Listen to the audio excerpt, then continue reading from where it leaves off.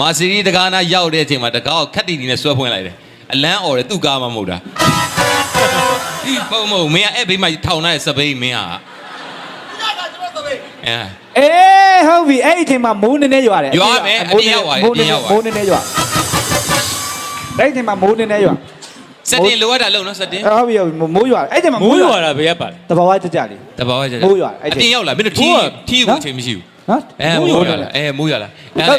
မင်းမကကားပေါ်အေးစေးလေးတက်လိုက်တယ်ဒါပဲဆိုစပိန်ပေါ်မှာထိုင်နေထွန်းတို့ညီလေးတနာရဲ့ဆိုကြည့်ပြီးကားဆက်ကိုနှိုးလိုက်တယ်အဟင်ဟာမော်တာဆွဲတာလေမော်တာဆွဲရကားဆက်ကိုနှိုးရအဟင်ငါကငူနေတယ်မလိုက်ချင်ဘူးနဲ့တူရဆိုပြီးလမ်းလျှောက်ဖို့ပြင်တယ်မရှိတော့ကားတို့ကတဲ့သနားတွေနဲ့ဘေးကြီးတွေနေခဲ့တော့စောစီသွားပြီဗျာတဲ့စပင်းကိုအာဘာနေနေဟောနေပြီးအာဘာထိုင်ကြလိုက်တာဖိနိုင်ကုန်မပေါ့